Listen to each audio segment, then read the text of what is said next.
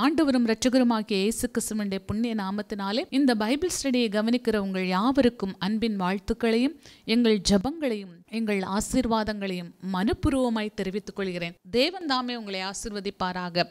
கடந்த சில வாரங்களாக நாம் உண்மையான மகிழ்ச்சியை பெற்றுக்கொள்ள என்ன செய்ய வேண்டும், நாம் என்னென்ன ஜெபங்களை என்னென்ன மன விருப்பங்களை தேவனிடத்தில் தெரியப்படுத்த வேண்டும் என்று சில காரியங்களை நாம் பார்த்து கொண்டு வந்தோம். அதில் கடந்த வாரத்தில் கடைசியாக 1 நாளாகமம் 21ஆம் அதிகாரம் 7-8 வசனங்களிலே இந்த காரியம் கர்த்தருடைய பார்வைக்கு ஆகாததானபடியினால் அவர் இஸ்ரவேலை வாதித்தார். தாவீது தேவனை நோக்கி, நான் இந்த காரியத்தை செய்ததினால் மிகவும் பாவம் செய்தேன். இப்பொழுதும் உமது அடியானின் அக்கிரமத்தை நீக்கிவிடும். நான் வெகு புத்தியினமாய் செய்தேன் என்றான். ஏதோ ஒரு காரியத்தை தாவீது செய்து விட்டார். இஸ்ரவேலை தொகையிட வேண்டும் என்ற எண்ணம் தாவீதுக்கு வருகிறது. அந்த எண்ணம் தானாய் வரவில்லை.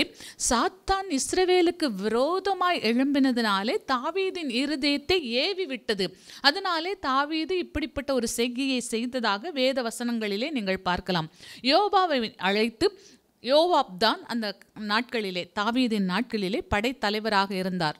அவரை அழைத்து இஸ்ரவேல் ஜனங்களை, யுத்த புருஷர்களை நீ தொகையிட வேண்டும் என்று சொன்னார். உடனே இந்த காரியம் யோவாபுக்கும் கர்த்தருடைய காரியம் அல்ல என்று தெரிந்ததினாலே, ராஜாவே இது வேண்டாம், இஸ்ரவேல் ஜனங்கள் இன்னும் 1000 பெருகட்டும், அதற்கப்புறம் நாம் எண்ணிக்கொள்ளலாம் என்று சொன்னாலும் ராஜாவின் வார்த்தை பலத்ததினாலே அவன் எண்ண வேண்டியதா போயிற்று. ஆனால் இந்த காரியம் தேவனால் கிடைத்த ஆலோசனை அல்ல, தேவனுடைய சித்தம் அல்ல. இஸ்ரவேல் ஜனங்களை அப்போது எண்ணுவது, தன்னுடைய மாம்சத்தை புயபலமாய் கணக்கிடுவது தேவனுக்கு பிரியமில்லாத காரியம். தன்னுடைய மாம்சத்தை புயபலமாக்கி கொண்டு கர்த்தரை வெறுக்கிறவன், கர்த்தரை பகைக்கிறவன் சபிக்கப்பட்டவன் என்றல்லவா வேதவசனம் சொல்லுகிறது. அதனால் இது தேவனுக்கு பிரியமில்லாத காரியம். ஆனாலும் ராஜா சொன்னதினாலே யோவாப் போய் எண்ணி வருகிறார்.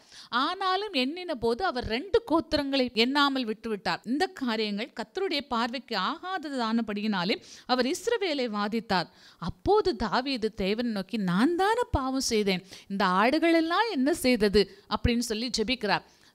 தேவனுடைய பார்வைக்கு ஆகாததினாலே தேவன் இஸ்ரவேல் மேலே கோபம் கொண்டு தாவீதினிடத்தில் தீர்க்கதரிசியை அனுப்பி, நான் 3 காரியங்களை உனக்கு முன்பாக வைக்கிறேன், நீ என்ன நம்பாமல் என்னை விசுவாசிக்காமல் உன் சொந்த பலத்தை கணக்கிட பார்த்ததினாலே உன் மேலே எனக்கு கோபம் வந்தது. அதனாலே 3 காரியங்களை, 3 தண்டனைகளை நான் உன்மேல் வர வைக்க போகிறேன். அந்த 3ல் ஒன்றை நீ செலக்ட் பண்ணிக்கொள் என்று சொல்லுகிறார். நீங்கள் 1 நாளாகமம் 21ஆம் அதிகாரத்தை நீங்கள் திருப்பினால் உங்களுக்கு இந்த காரியங்கள் மிகவும் நன்றாய் விளங்கும். நீங்கள் அடிக்கடி இதை வாசித்திருந்தாலும் இதை வாசிக்கும் போது இன்னும் உங்களுக்கு தேவனுடைய செயல்கள், தேவன் நம்மேல் எவ்வளவு அன்பாய் இருக்கிறார், இஸ்ரவேல் ஜனங்கள் மேலே எவ்வளவு பட்சமாய் இருந்தார் என்று உங்களுக்கு தெரியும். தாவீது தேவனை நோக்கி, நான் இந்த காரியத்தை செய்ததினால் மிகவும் பாவம் செய்தேன்.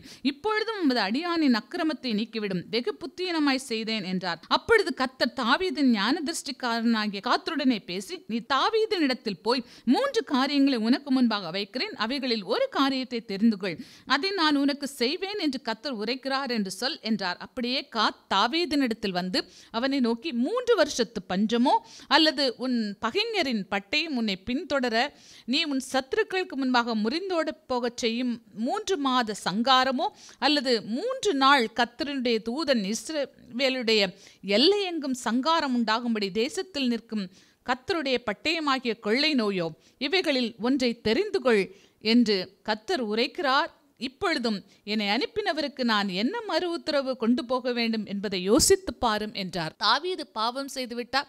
தாவீதும் சாத்தானுக்கு இடம் கொடுத்தார். யோவாபும் ராஜாவுடைய சொல்லுக்கு முற்றும் கீழ்ப்படியாமல் 2 கோத்திரத்தை விட்டது தேவனுடைய பார்வைக்கு ஆகாததாய் கண்டது. இப்போ எல்லாவற்றையும் சேர்த்து தேவனுடைய கோபம் வந்து 3 வருஷ பஞ்சம் வர வேண்டுமா, அல்லது பகைஞரின் பட்டயம் 3 மாதம் உன்னை சங்காரம் பண்ண வேண்டுமா, அல்லது 3 நாள் இஸ்ரவேலின் எல்லை எங்கும் கொள்ளை நோய் வர வேண்டுமா என்று சொன்ன உடனே தாவீதுக்கு இப்பொழுது செலக்ட் பண்ண துணிச்சல் இல்லை.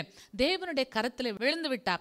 நான் மனுஷனுடைய கரத்தில் விழாதிருப்பேனாக, கர்த்தருடைய கரத்தில் விழுவேனாக என்று சொல்லி கர்த்தரை சார்ந்து கொண்டார். கர்த்தரும் மகா இரக்கமாய் அந்த சங்கார தூதனை நோக்கி, உன் பட்டயத்தை உன் உரையிலே போடு என்று சொன்னார். இன்றைக்கும் நீங்கள் ஒருவேளை புத்தியினமாய் அவசரப்பட்டு உங்கள் சொந்த பலத்தை கணக்கிட்டு கர்த்தரை மறந்து போயிருக்கலாம். எனக்கு பேங்க் பேலன்ஸ் இவ்வளவு இருக்கு, மக்களுடைய இன்ஃப்ளூயன்ஸ் இவ்வளவு இருக்குது, எனக்கு திறமை இவ்வளவு இருக்குதுன்னு சொல்லி கர்த்தரை மறந்து போயிருக்கலாம்.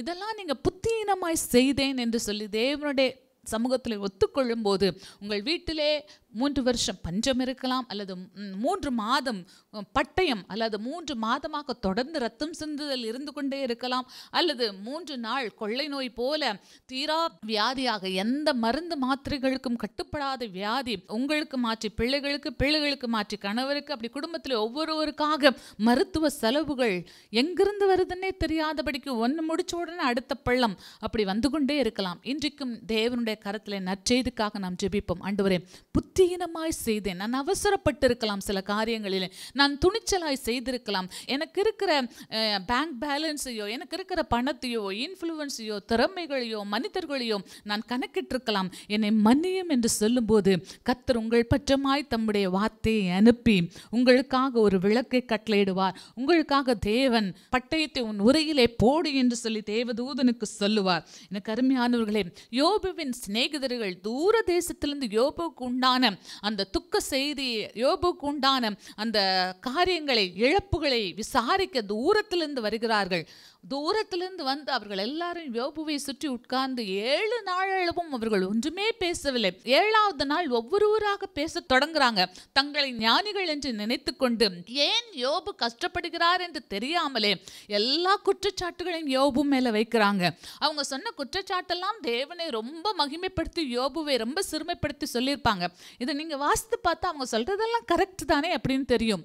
யோபுவுடைய கேரக்டரை நீங்க வாசிக்காம நீங்கள் அவர்களுடைய ஆலோசனையை மட்டும் வாசித்தால் அதெல்லாம் சரியே போல இருக்கும். தேவனை பத்தி அவங்க ஒண்ணுமே சொல்லல. ஆனால் இறுதியிலே வரும்போது ஆண்டவர் எல்லாவற்றையும் யோபுவிட்ட எல்லாவற்றையும் சொல்லிவிட்டு சொல்லுகிறார், உன் சிநேகிதர்கள் என்னை குறித்து நிதானமாய் பேசவில்லை. ஆனா நீங்க அந்த காரியங்கள் எல்லாம் வாசித்தீங்கன்னா அவங்க தேவனை குறித்து நிதானமாய் பேசினாங்க. அவங்க பேசினதெல்லாம் யோபுவை குறித்து தான் நிதானமாய் பேசவில்லை. ஆனா யோபுவை குறித்து நிதானமாய் பேசாததை ஆண்டவர் சொல்றார், அவங்க என்ன குறித்து நிதானமாய் பேசல, அதனால உன் 3 சிநேகிதர்கள் மேல எனக்கு கோபம் மூழுது. உன் முகத்தை பார்த்து அவங்களை நான் தண்டிக்காதிருப்பேன், உன் முகத்தை பார்த்து நான் அவங்கள் புத்தியினத்துக்கு தக்கதாக நடத்தாதிருப்பேன். அதனால நீ அவங்களுக்காக ஜெபம் பண்ணு, அப்போ உன்னுடைய ஜெபத்தை கேட்டு அவர்களுடைய புத்தியினத்துக்கு தக்கதாக நடத்தாதிருப்பேன். அதே நேரத்தில் உன்னுடைய சிறையிருப்பும் மாறும் என்று சொல்லுகிறார். எனக்கு அருமையானவர்களே, நீங்கள் புத்தியினமாய் ஏதாவது தெரியாததுல போய் உங்களுடைய அறிவை யூஸ் பண்ணி தேவன் என்னுடைய எல்லைக்கு தாண்டி மற்றவர்களை காயப்படுத்தினீங்களா? யாராவது உபத்திரவப்படும் போது தேவன் காரியத்தில் நீ இப்படி செஞ்ச அப்படின்னு சொல்லி நீங்கள் ஆலோசனையாக நீங்கள் அவர்களுக்கு தேவன் சொன்னால் துணிஞ்சு சொல்லலாம். தேவன் சொல்லாத பட்சத்தில் உங்களை பெரிய ஞானிகள் என்று சொல்லி அவர்களுடைய உபத்திரவத்தை அற்பமாக எண்ணி அவங்க கஷ்டங்களை நீங்கள் பயன்படுத்தி கொண்டு அவங்களுடைய பலவீனங்களிலே நீங்கள் அவங்களை சிறுமைப்படுத்த எண்ணி அவங்களை நீங்கள் சிறுமைப்படுத்தினால் தேவன் அவர்களுக்காக வழக்காடுவார். அவர் திக்கற்றவர்களின் தேவன். ஸ்தோத்திரம். அவர் திக்கற்ற பிள்ளைகளுக்கு தகப்பனாய் இருக்கிறார். அவர் கண்ணீரை காண்கிறவர், அவர் விண்ணப்பத்தை கேட்கிறவர். என் தேவன் உங்களுடைய பெருமூச்சை அங்கீகரிக்கிறவர், உங்கள் அங்கலாய்ப்பை ஆராய்ந்து அறிந்திருக்கிறவர், உங்கள் அங்கலாய்ப்பை கவனித்திருக்கிறவர், உங்களுக்காக பரிதபிக்கிறவர். யாராவது உங்களை குறித்தோ அல்லது நீங்கள் வேற யாரையாவது குறித்த உபத்திரவங்களிலே துணிஞ்சு பேசியிருப்பீங்கன்னு சொன்னா உங்கள் மேலே தேவ கோபம் வரும். அதை தேவன் புத்தீனமாக கணக்கிடுகிறார். அந்த புத்தீனத்துக்கு தக்கதாக உங்களை நடத்தாதிருக்க உங்களுக்காக ஜெபிக்கிற யோபுக்கள் அவசியம். இப்போ நீங்க தேவனுடைய சமூகத்திலையும் ஜெபிக்கணும். உங்க பாஸ்டர்கிட்ட போய் நீங்க இதெல்லாம் சொல்ல தேவையில்லை, பாஸ்டர் எனக்காக ஜெபிங்கன்னு சொன்னா உங்களுக்காக ஜெபிக்கும் போது உங்களுடைய சிறையிருப்பு மாறும். அல்லது யாருக்காக விரோதமாய் நீங்கள் அவங்க உபத்திரவத்துல நீங்க அற்பமா எண்ணுனீங்களோ அவங்க கிட்ட போய் எனக்காக ஜெபிங்கன்னு சொல்லும் போது உங்களுடைய சிறையிருப்பு மாறும். அல்லேலூயா.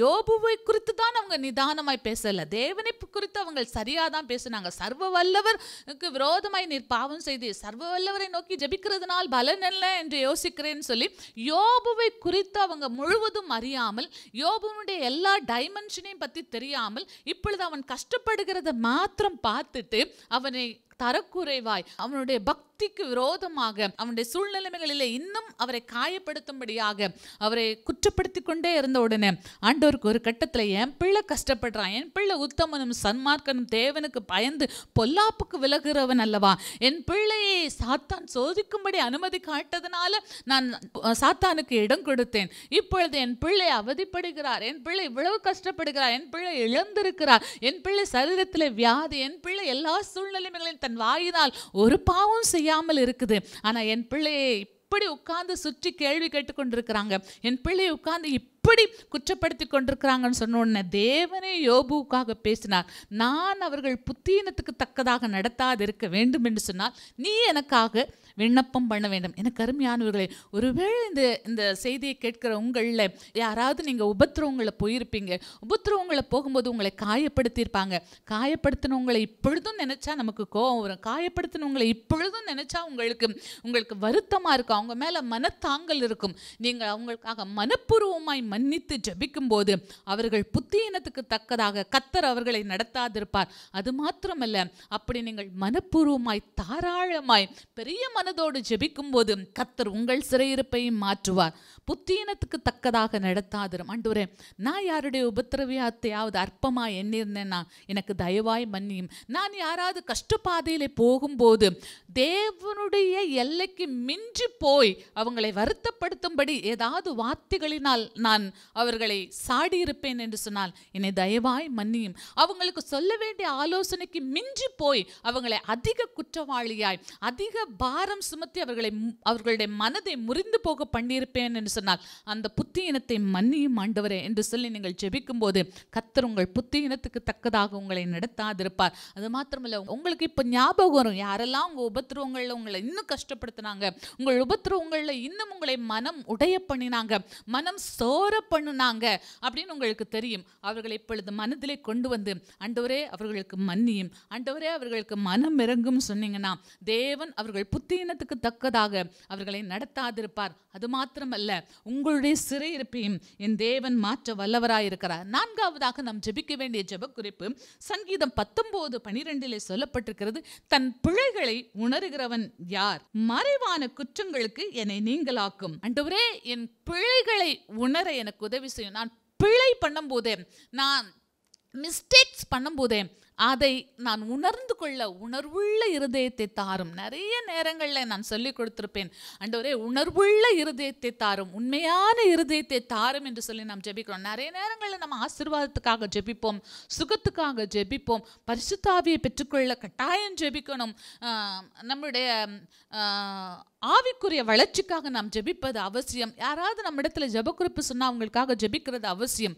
அதே நேரத்தில் நம் கிருபைக்காக ஜெபிப்போம், மகிமைக்காக ஜெபிப்போம், நம்ம மூலமாக அற்புதங்கள் அடையாளங்கள் நடக்க ஜெபிப்போம். ஆனால் விசேஷமாக நாம் ஜெபிக்க வேண்டியது, ஆண்டவரே நான் பிழை பண்ணும்போதே, சின்ன சின்ன மிஸ்டேக் பண்ணும்போதே அதை உணர்ந்து அதை விட்டு மனம் திரும்ப உதவி செய்யுங்க. மறுபடியும் ரெப்படிஷன் என்னுடைய வாழ்க்கையில் வரக்கூடாது. மறுபடியும் விழுந்த இடத்துல விழுகிறது, விழுந்து விழுந்து எந்திரிக்கிறது, இதெல்லாம் என்னுடைய வாழ்க்கையில் இருக்கக்கூடாது. என் பிழைகளை உணர்ந்து என் பிழைகளிலிருந்து நான் விடுதலை ஆயிடணும். எழுதும் போது நிறைய பிழை விட்டு எழுதணும்னா ஸ்ட்ரைக் பண்ணி எழுதும். அப்போ நம்முடைய நோட்டு ஃபுல்லாக அடிச்சடிச்சு எழுதியிருக்க மாதிரி ஒரு நீட்டாக இருக்காது, ஒரு நல்ல ஒரு அப்பியரன்ஸ் இருக்காது. அப்போ நம்முடைய நோட்டை பார்க்குறவங்க, நம்முடைய நோட் புக்கை வாசிக்கிறவங்களுக்கு வாசிக்கிறதுக்கு ஒரு இன்ட்ரெஸ்ட் வராது. நம்முடைய வாழ்க்கையை மிஸ்டேக் போட்டு போனோம்னா நம்ம தாமதம் ஆயிடுவோம். திருப்பி அந்த விஷயத்திலே நம்ம இன்னும் தேர்ச்சி அடையாட்டி அடுத்த நிலைகளுக்கு நம்ம எப்படி முன்னேறி செல்வோம். 30லே மிஸ்டேக் பண்ணி இருந்தால் எப்போ நம்ம 50, 60 தொடுவோம், 60லேருந்து எப்போ நம்ம 100 அடைவோம், எப்போ நம்ம கிறிஸ்துவின் சாயலை அடைவோம். நாட்கள் நமக்கு வீணாகி கொண்டே போகிறது அல்லவா?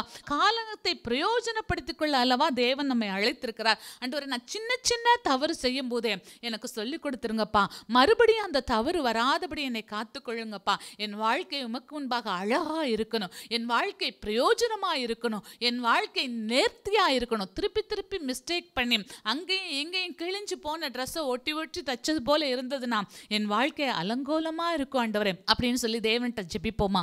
ஸ்தோத்திரம். தன் பிழைகளை உணர்கிறவன் யார்? மறைவான குற்றங்களுக்கு என்னை நீங்களாக்கும். அப்போ பிழைகளை மறைச்சு, பிழைகளில் உங்களுக்கு உணர்வு இல்லாட்டி மறைவான குற்றங்களுக்கு நேராக நீங்க போய்விடுவீங்க. மறைவான குற்றங்களை நீங்க பழகி இருப்பீங்கன்னு சொன்னா துணிகரமான பாவங்களுக்கு நீங்க அடிமையாயிருவீங்க. துணிகரமான பாவங்களுக்கு அடிமையாகும் போது அந்த பாவம் உங்களை ஆண்டு கொள்ளும். சங்கீதம் 19:12 எடுத்து வாசிங்க, உங்களுக்கு அதுல அழகாய் சொல்லப்பட்டிருக்கும். சின்ன பிழைகள் வரும்போதே திருத்திக் கொள்ளுங்க.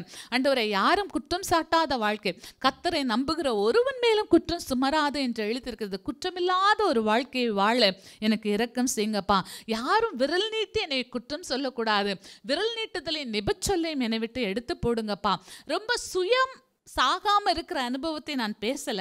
யாராவது உங்களை கரெக்ட் பண்ணா உடனே விரல் நீட்டிட்டாங்க, என்னை குற்றம் சொல்லிட்டாங்கன்னு போய் சோர்ந்து போய் உட்காருகிற வாழ்க்கையை பத்தி நான் சொல்லல. உடனே ரியாக்ட் பண்ணி நான் நிரபராது என்று நிரூபிக்கிற அந்த வாழ்க்கையை பத்தி நான் சொல்லல. சின்ன சின்ன பிழைகள் வரும்போதே ஆண்டவரே அந்த பிழைகளுக்கு என்னை விலக்கி காத்து கொள்ளுங்கப்பா. ஒரு காரியம் உடையுதா, பரவாயில்ல சின்னது தானே உடைஞ்சிருக்கு அப்படின்னா நாளைக்கு ஒரு பெரிய விலை மதிப்பில்லாத ஒன்றை உடைத்து நிறைய நஷ்டத்துக்கு உள்ளாயிருவோம். அப்ப சின்னது உடையும் போதே ஆண்டவரே இது சின்னது உடைஞ்சிருச்சுப்பா என் கையிலேருந்து, இனி என் வாழ்க்கையில் என் கையிலேருந்து எதுவும் தவறி உடையாதபடி எனக்கு இறக்கம் செய்யுங்கன்னு ஜெபிக்கணும். அதே போல் சின்ன மிஸ்டேக் போடும்போதே ஆண்டவரே ஒரு பிள்ளைங்க நீங்களே ஜெபம் பண்ணுங்களேன். நீங்கள் எழுதும்போது ஏதாவது மிஸ்டேக் வருதா, அந்த மிஸ்டேக்கை பார்க்காமலே நீங்கள் எழுதி கொண்டே இருப்பீங்கன்னா டெஸ்ட் பேப்பர்லேயும் மிஸ்டேக் போடுவீங்க, உங்களுடைய மார்க்ஸ் ரொம்ப குறையும், உங்களுடைய கிரேடு குறையும், நீங்கள் நினச்ச டிகிரி எடுக்க முடியாது, நீங்கள் நினச்ச எல்லையை நீங்கள் அடைய முடியாது, நினைத்த சம்பாத்தியங்களை நீங்கள் சம்பாதிக்க முடியாது, உங்களுடைய வாழ்க்கை சௌகரியமா இருக்காது. அப்ப சின்ன சின்ன ஆண்டவரே நான் எழுதுனா கூட பிழை இருக்கக்கூடாது, நான் பேசினா கூட பிழை இருக்கக்கூடாது, என் செய்கைகளில் ஒன்றிலும் பிழை இருக்கக்கூடாது. சின்ன சின்ன பிழைகள் வரும்போதே அதை எனக்கு சுட்டி காட்டிருங்கப்பா, நீங்க சுட்டி காட்டி என்னை திருத்திருங்கப்பா. தன் பிழைகளை உணர்கிறவன் யார்? என் பிழைகளை நான் உணரணும். ஒருவேளை எனக்கு மேலே இருக்கிறவங்க என் பிழைகளை சுட்டி காட்டினா நான் சப்மிசிவா இல்லாம, பிழைகளை ஒத்துக்கொள்ளாம ரெசிஸ்ட் பண்றவளா இருக்கக்கூடாது, எதிர்த்து நிற்கிறவளா இருக்கக்கூடாது, நான் செஞ்சதுதான் கரெக்ட்னு சொல்லி வாதாடுகிறவளாய் நான் இருக்கக்கூடாதுன்னு சொல்லி தேவ சமூகத்திலே உங்களை ஒப்புக்கொடுங்க. சங்கீதம் 19:12 தன் பிழைகளை உணர்கிறவன் யார்? மறைவான குற்றங்களுக்கு என்னை நீங்களாக்கும். அப்ப பிழைகளை நீங்க விட்டுட்டீங்கன்னா, எந்த தானே சின்ன பிழை தானே, சின்ன மிஸ்டேக் தானே விட்டேன், அதுக்கே இவ்வளவு கோவப்படுறீங்க, அதுக்கே இவ்வளவு பண்றீங்க அப்படின்னா, நீங்க ஒரு டாக்டரா இருப்பீங்கன்னா ஒரு சின்ன பிழை உங்களுடைய ஆப்ரேஷன் உங்களுடைய ட்ரீட்மெண்ட்லயோ நடந்தா அது எவ்வளவு பெரிய பாதிப்பை ஏற்படுத்தும் உங்களுக்கு நன்றாய் தெரியும். நீங்கள் காரோ வண்டியோ ஓட்டுகிறவர்கள் என்றால் ஒரு சின்ன பிழை மற்றவர்களுக்கு எவ்வளவு பாதிப்பை ஏற்படுத்தும், உங்களுடைய சரீரத்துக்கும் உங்களுடைய வாகனத்துக்கும் அது எவ்வளவு பெரிய பாதிப்பை ஏற்படுத்தும் அது உங்களுக்கு நன்றாய் தெரியும். அதே போலதான் நீங்கள் சின்ன சின்ன பிழைகளை விடும்போது அதை உணராதிருந்தால் உங்களுக்கும் பாதிப்பு, உங்களை சுற்றி உள்ளவங்களுக்கு பாதிப்பு. அப்ப பிழைகளை உணரக்கூடிய ஒரு இருதயத்தை தாரும் என்று இன்றைக்கு தேவ சமூகத்தை கேட்கணும். அப்ப பிழைகளுக்கு நீங்க மனசாட்சியை பரவாயில்லன்னு விட்டுட்டீங்கன்னா துணிகரமான பாவங்கள் உங்களை ஆண்டு கொள்ளும். துணிஞ்சு பாவம் செய்வீங்க. இன்னைக்கு சின்ன பிழையை கண்டு கொள்ளாதே நாளைக்கு பெரிய பாவங்கள் செய்வீங்க. துணிகரமான பாவங்களுக்கு உமது அடியேனை விலக்கி காரும், அவைகள் என்னை ஆண்டு கொள்ள ஒட்டாதிரும். அப்ப பாவம் உங்களை ஆண்டு கொள்ளக்கூடியது. அந்த துணிகரமான பாவங்களே நீங்க பழகிட்டீங்க, அதை குறித்து உங்களுக்கு உணர்வே இல்லைன்னா அதுல நீங்க பழகிருவீங்க. அப்ப துணிகரமான பாவங்கள் உங்களை ஆளுகை செய்யும். உங்களுடைய கண்ட்ரோல்ல பாவம் இல்ல, நீங்க பாவத்தின் கண்ட்ரோல்ல இருக்கிறீங்க. உங்களுடைய பிடியில பாவம் இல்லை. நான் நினச்சா விட்டுருவேன், நான் இன்னைக்கு நினச்சா கூட அந்த பழக்கத்தை விட்டுருவேன் அப்படின்னு இல்லை. அந்த பாவத்தின் பிடியில், அந்த பழக்கத்தின் பிடியிலே நீங்கள் மாறி போவீங்க. அப்போ துணிகரமான பாவம் உங்களை ஆண்டு கொள்ளும். அதே போல உத்தமனாக்கி பெரும் பாதகத்துக்கு நீங்களாகி இருப்பேன். அப்போ பெரும் பாதகம் அடுத்த கட்டம் என்ன? பெரும் பாதகம், பெரிய பிளண்டர், பெரிய மிஸ்டேக் பண்ணி அநேகருக்கு நஷ்டத்தை கொண்டு வர்றவங்க, அநேகருக்கு இகழ்ச்சி கொண்டு வர்றவங்களாக நீங்க மாறிடுவீங்க. அதனால தான் நம்ம சொல்றோம், Lord help me to realise my mistakes. ஆண்டவரே என்னுடைய பிழைகளை உணர்வதற்கான உணர்வுள்ள இருதயத்தை எனக்கு தாங்கப்பா, உத்தம இருதயத்தை எனக்கு தாங்கப்பா என்று சொல்லி ஜெபிக்கிறோம். Lord help me to realise my mistake. அநேகருக்கு தங்களுடைய குற்றங்களை, தங்களுடைய பிழைகளை உணர்கிற இருதயமே இல்லை. சுட்டி காட்டினா கூட நான் தப்பு இல்லை, நான் சரியாக தான் செய்தேன்னு சொல்லி தங்களை நிரூபிக்க தான் முயற்சி எடுப்பாங்க. அல்லது அவங்களுடைய பிழையை சுட்டி காட்டினவங்க மேலே கல்லெறிகிறதுக்கும் சேறுகளை எடுத்து வாரி வீசுகிறதற்கும் அவர்கள் முயற்சி எடுப்பார்கள். தங்களை குற்றப்படுத்தினவர்களை எப்படியாவது குற்றப்படுத்த, அவங்களை சிறுமைப்படுத்தணும், எப்படியாவது அவங்களை ஓவர் கம் பண்ணிடணும்னு சொல்லி தான் தங்களுடைய வார்த்தைகளால் அவங்க கூட ஃபைட் பண்ணி கொண்டே இருப்பாங்க. அதனால்தான் சிறு பிழைகளை உணர்வதற்கு ஆண்டவரே எனக்கு உதவி செய்யும் என்று சொல்லி ஜெபிக்கிறோம். சங்கீதம் 139:24 வேதனை உண்டாக்கும் வழி என்னிடத்தில் உண்டோ என்று பார்த்து நித்திய வழியிலே என்னை நடத்தும். Is there any way to cause pain in me? Is there any way to cause pain in me? ஆண்டவரே, வேதனை உண்டாக்கும் வழி, நான் போற வழி எனக்கே வேதனை உண்டாக்குமா? எனக்கு தெரியாது ஆண்டவரே, எனக்கு சொல்லித்தாங்கப்பா. நீங்க போகிற வழி ஆண்டவருக்கு வேதனை உண்டாக்குது, உண்மைதான். அதை காட்டிலும் நீங்க போகிற வழி உங்களுக்கே வேதனையா தான் முடியும். அதனால தான் இந்த ஜெபத்தை ஏறெடுக்கிறோம். ஆண்டவரே, வேதனை உண்டாக்கும் வழி என்னிடத்துல உண்டா? Is there any cause? Is there any way within me to cause pain? ஆண்டவரே, எனக்குள்ள வேதனை உண்டாக்குற வழி இருக்கா? அதை பார்த்து அதை என்னை விட்டு விலக்குங்கப்பா. Remove that way, Lord. Turn me from that path, oh Lord. ஆண்டவரே, அந்த பாதையிலிருந்து என்னை திருப்புங்கப்பா. நீங்க என்னை திருப்புங்க, நான் திருப்பப்படுவேன். நீங்க என்னை மேற்கொள்ளுங்க, நான் மேற்கொள்ளப்படுவேன். நீங்க என்னை இணங்க பண்ணுங்க, நான் இணங்குவேன் என்று சொல்லி ஜெபிப்போமா? ஸ்தோத்திரம். கர்த்தர் நமக்கு உதவி செய்வாராக. Is there is any offensive way within me? ஆண்டவரே, வேதனை உண்டாக்கும் வழி என்னிடத்துல இருக்குதா? ஆண்டவரே, அந்த பாதை வேண்டாம்ப்பா.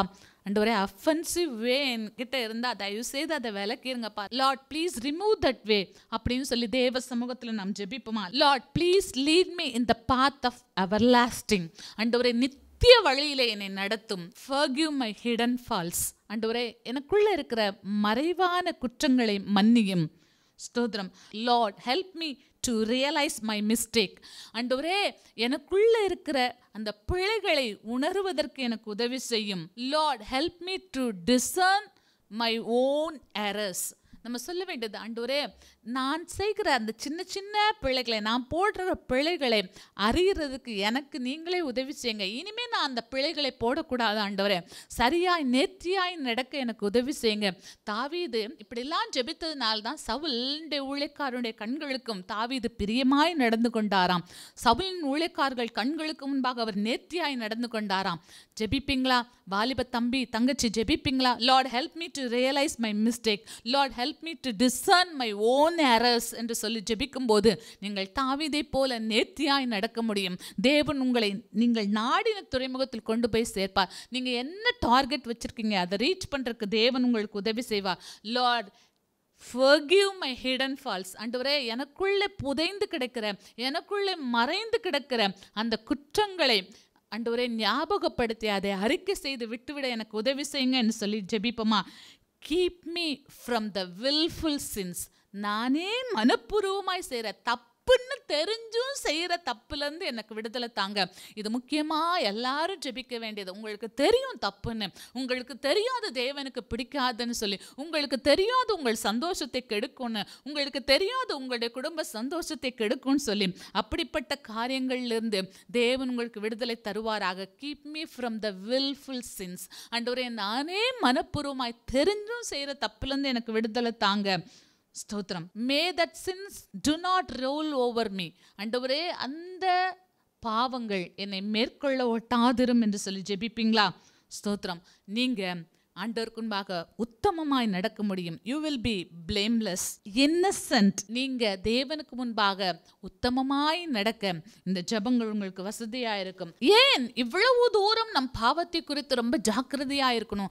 ஏன் இந்த மிஸ்டேக்ஸை குறித்து நாம் இவ்வளவு தூரம் கவனமா இருக்கணும்? ஏன் துணிகரமான பாவங்களுக்கு நாம் பயந்து இருக்கணும்? ஏன் மறைவான குற்றங்களுக்கு நாம் விலகி இருக்கணும்? ஏன் பெரும்பாதகத்துக்கு நாம் தப்பணும்னு சொன்னா, இந்த பாவத்தினுடைய விளைவுகள் ரொம்ப பெரிய பாதிப்பை நம்முடைய வாழ்க்கையிலும் நம்முடைய சந்ததியினுடைய வாழ்க்கையிலும் அது உண்டாக்கும். அந்த பாவத்தினுடைய பாதிப்புகள் என்னவென்று சொல்லி எரேமியா 5ஆம் அதிகாரம் 25ஆம் வசனத்தை பார்த்தால், உங்கள் அக்கிரமங்கள் இவைகளை விலக்கி உங்கள் பாவங்கள் உங்களுக்கு நன்மையை வர ஒட்டாது. ஆண்டவரே, என் மிஸ்டேக்கை ரியலைஸ் பண்ண எனக்கு உதவி செய்யுங்க. ஆண்டவரே, என் பிள்ளைகளை உணர எனக்கு உதவி செய்யுங்க.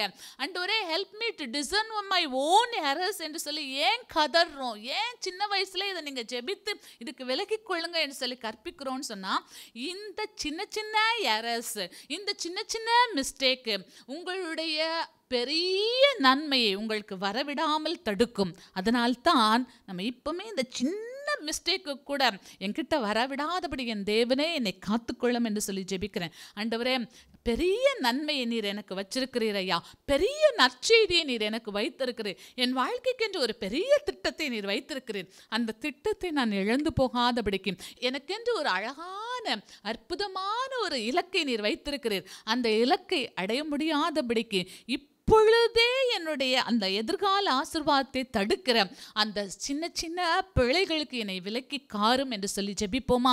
தேவன் இரக்கம் உள்ளவராய் இருக்கிறார்.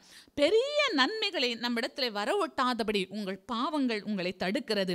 ரோமர் 5:14 அப்படி இருந்த மரணமானது ஆதாம் முதல் மோசே வரைக்கும் ஆதாமின் மீறுதலுக்கொப்பாய் பாவம் செய்யாதவர்களையும் ஆண்டு கொண்டது. அந்த ஆதாம் பிந்தி வந்தவருக்கு முன் அடையாளமானவன். ஒரு மனிதனுடைய மீறுதலினாலே பாவம் இந்த உலகத்துக்குள்ளே உட்பிரவேசித்தது. ஆதாமுடைய மீறுதலினாலே பாவம் உட்பிரவேசித்தது. அந்த பாவத்தினாலே மரணம், அந்த பாவத்தினாலே வியாதிகள் மனுக்குலத்துக்குள்ளே வருகிறது.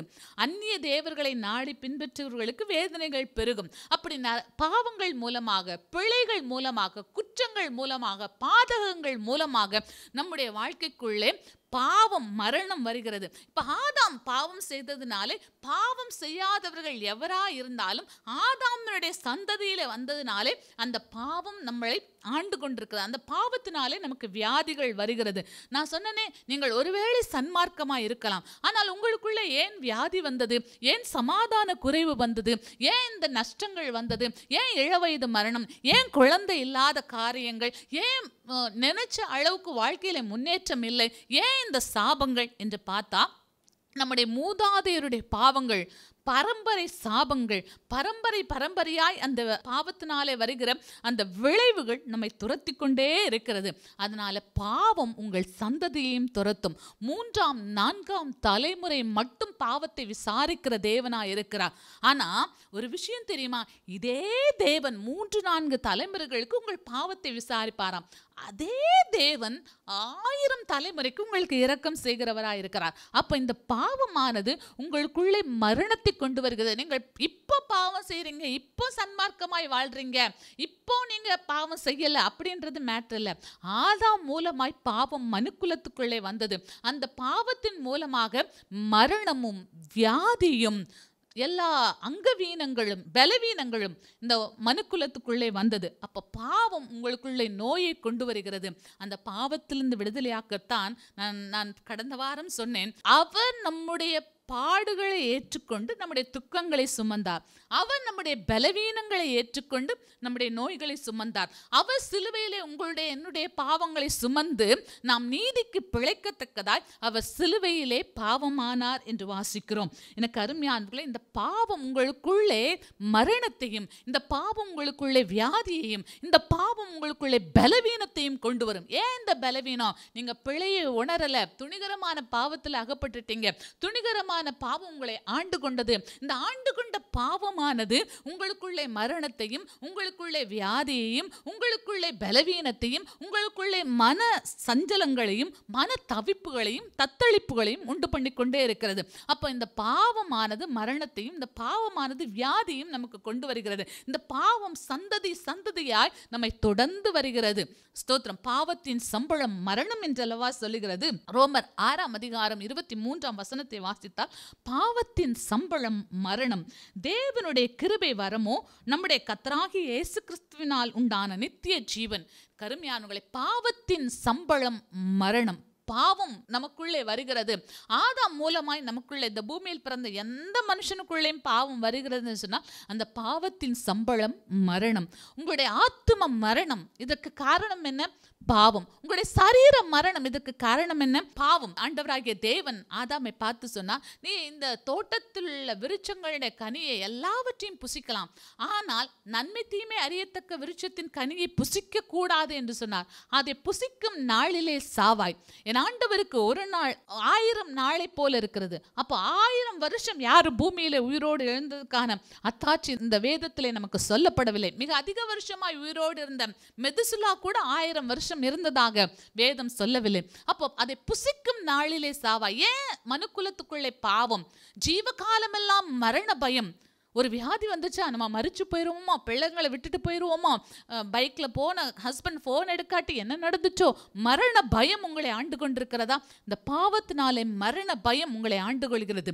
நீதிமானுடைய இருதயம் சிங்கத்தை போல தைரியமாக இருக்கும். அப்போ நம்ம சிங்கத்தை போல் தைரியமாக இல்லாதபடிக்கு சின்ன சின்ன விஷயத்துக்கும் பயந்து கொண்டு மரணத்துக்கு பயந்து கொண்டிருக்கோமா? நீங்கள் இயேசு கிறிஸ்துவின் ரத்தத்தினால் கழுவப்படும் போது இந்த மரண பயத்திலிருந்து இயேசு கிறிஸ்து உங்களை விடுதலையாக்குகிறார். அவர் நித்திய ஜீவனை அளிக்கிறார். ரட்சிக்கப்பட்டவர்களுக்கு மரண பயம் இல்லை. ஏன்னு சொன்னால் அவர்கள் இந்த பூமியிலே தங்களுடைய வாழ்க்கையை முடித்தாலும் நித்திய காலமாய் ஆண்டவரோடு பரலோக தேவனோடு தங்கள் ஜீவ காலத்தை கழிக்க அவர்கள் ஆயத்தமாக இருக்கிறபடியினாலே அவர்களுக்கு மரணத்தை குறித்த பயம் இல்லை.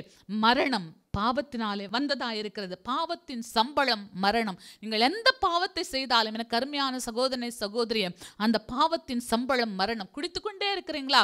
உங்களுடைய வாழ்க்கை உங்கள் கையிலே இல்லை. உங்களுடைய ஜீவனுக்கு உத்தரவாதம் இல்லை.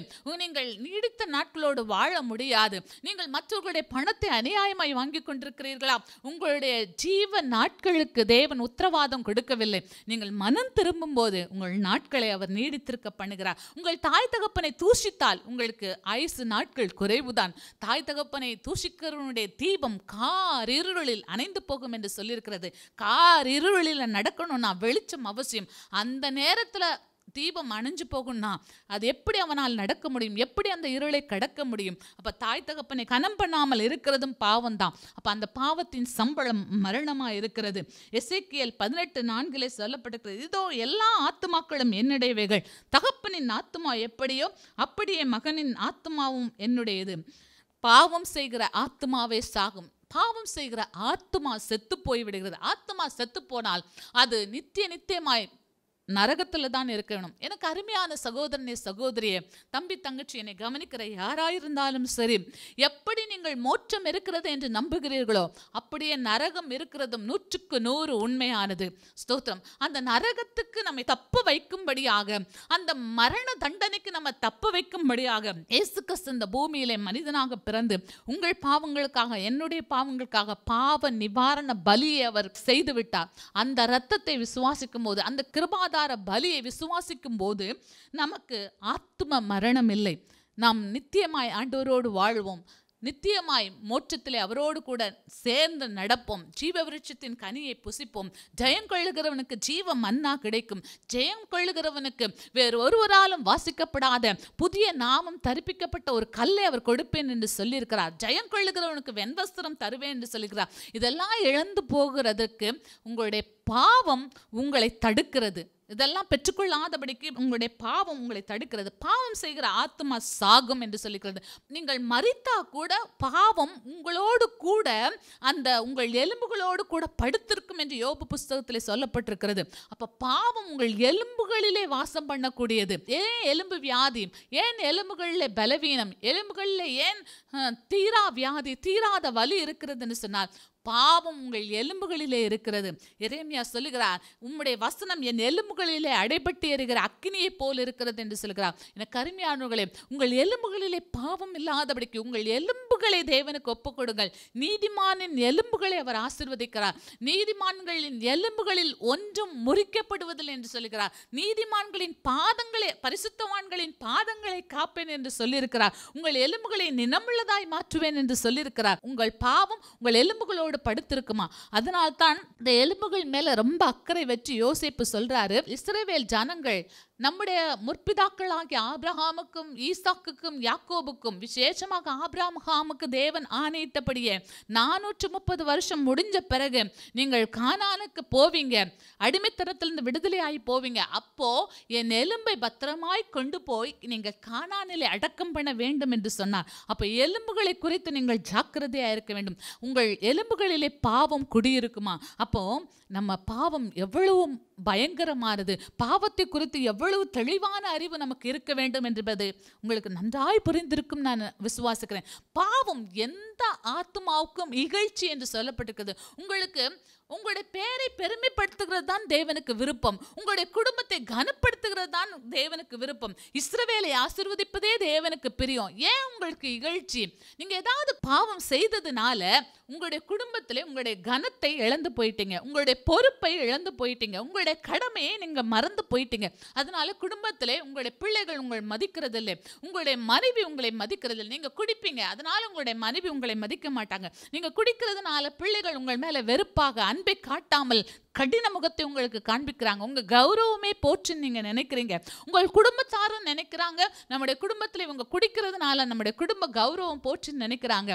பாவம் எந்த ஆத்மாவுக்கும் இகழ்ச்சி தான். அப்போ நீங்கள் இந்த பாவத்திலிருந்து விடுதலையாக வேண்டும், கட்டாயம் விடுதலையாக வேண்டும். பாவத்தை குறித்து நீங்கள் நன்றாய் அறிந்து கொள்ள வேண்டும். நீங்கள் இழந்து போன கௌரவத்தை, நீங்கள் இழந்து போன கனத்தை, நீங்கள் இழந்து போன மரியாதையை பெற்றுக்கொள்ள வேண்டும் என்று சொன்னால் கட்டாயம் நீங்கள் கர்த்தராகிய இயேசு கிறிஸ்துவை பிடிக்கிறது தான் ஒரே வழி. நீங்கள் உங்களுடைய குடும்ப கௌரவத்தை மீட்க ரீஹாபிலிட்டேஷன் சென்டர்ஸ் கூட்டு போனீங்கன்னா ஒரு விஷயத்துலேருந்து விடுதலை ஆகி இன்னொரு விஷயத்துக்கு அடிமையாயிருவாங்க. ஒரு விஷயத்துக்கு தப்பிச்சு இன்னொருத்தவங்க கையில் போய் விழுந்துருவாங்க. அப்போ முற்றும் முடிய விடுதலை கொடுக்க, முற்றும் முடிய ஒரு மனிதனை மாற்ற, ஒரு மனிதனை பரிசுத்தவானாய் மாற்ற எந்த சோப்பும் இந்த உலகத்தில் இல்லை, எந்த மதமும் எந்த மார்க்கமும் இந்த உலகத்தில் இல்லை. ஒரு மனிதனுடைய பாவத்திலிருந்து விடுதலை ஆக, ஒரு மனிதனுக்கு பாவ மன்னிப்பை அளிக்க, ஒரு மனிதனை நல்லவனாய் அவனுடைய மனம் மாற செய்ய ஒரே ஒரு வழிதான் இருக்குது. இயேசுதான் வழி, இயேசுதான் சத்தியம், இயேசுதான் ஜீவன். அவர் சொல்லியிருக்கிறாரே, நானே வழியும் சத்தியமும் ஜீவனுமாய் இருக்கிறேன் என்று சொல்லி. மார்க் 7ஆம் அதிகாரம் 21 முதல் 23 வசனங்களை நாம் கவனிப்போம். எப்படியெனில் மனுஷனுடைய இருதயத்துக்குள்ளிருந்து பொல்லாத சிந்தனைகளும் விபச்சாரங்களும் வேசித்தனங்களும் கொலைபாதகங்களும் களவுகளும் பொருளாசைகளும் துஷ்டத்தனங்களும் கபடும் காமவிகாரமும் வன்கண்ணும் தூஷணமும் பெருமையும் மதிகேடும் புறப்பட்டு வரும். பொல்லாங்கானவைகளாகிய இவைகளெல்லாம் உள்ளத்திலிருந்து புறப்பட்டு மனுஷனை தீட்டுப்படுத்தும். Sin will destroy a man. ஒரு மனிதனை அழிக்கக்கூடியதுதான் பாவம். உங்க உள்ளத்திலிருந்து வருகிறது உங்களை தீட்டுப்படுத்தும். பாவம் உங்களை தீட்டுப்படுத்தும். பாவம் உங்களை அழிவுக்கு நேராய் உங்களை நடத்தி செல்லும்.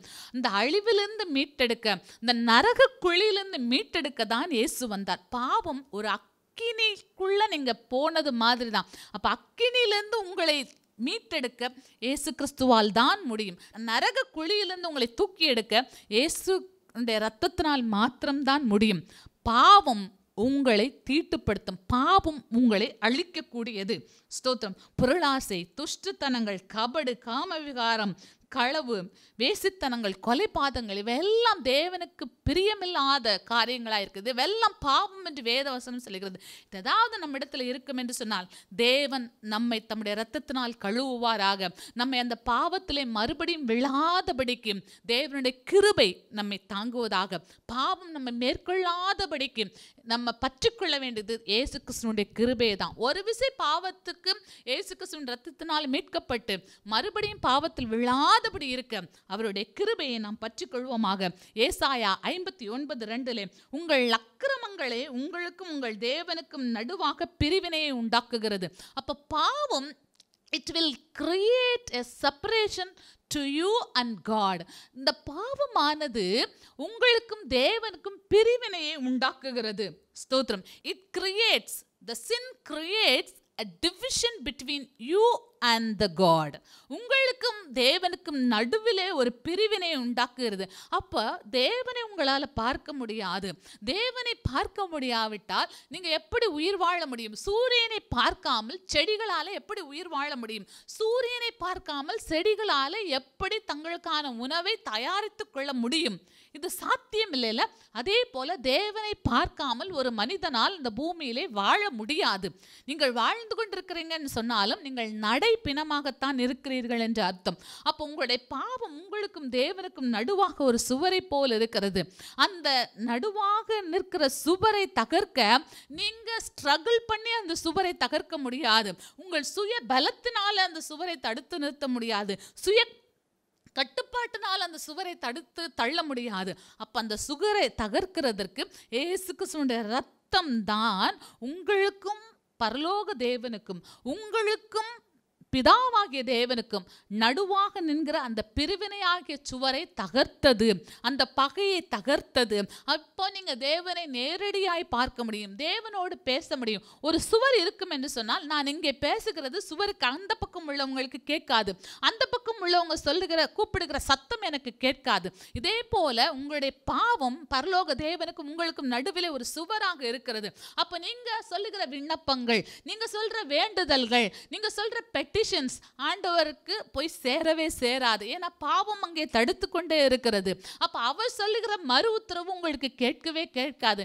ஏன்னா பாவம் ஒரு சுவர் போல உங்களை தடுத்து கொண்டே இருக்கிறது. அப்போ அந்த சுவரை தகர்க்க தான் இயேசு கிறிஸ்து இந்த பூமியில ரத்தம் சிந்தினார். Sin creates a division between you and the God. The blood of Jesus Christ destroyed that wall.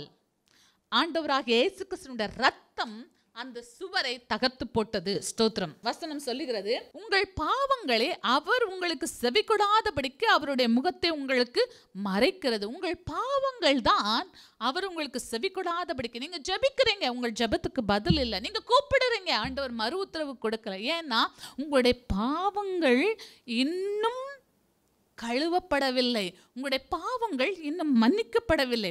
அப்போ ஆண்டவரே ஆண்டவரேன்னு கூப்பிடுறேன், எனக்கு மறு உத்தரவே இல்லைன்னா உங்களுக்கு மறைத்து வைத்திருக்கிற, உங்களுக்கு உள்ள இருக்கிற என்ன பாவமோ அதை அறிக்கை செய்து விட்டுருங்க. அப்போ அவர் உங்களுக்கு செவி கொடுப்பார். நீங்க கூப்பிடும் போது இயேசு கிறிஸ்துவின் நாமத்தினால என்ன கேட்டாலும் அவர் ஆம் ஆமேன் என்று பதில் கொடுக்கிறார். அல்லேலூயா, ஸ்தோத்திரம்.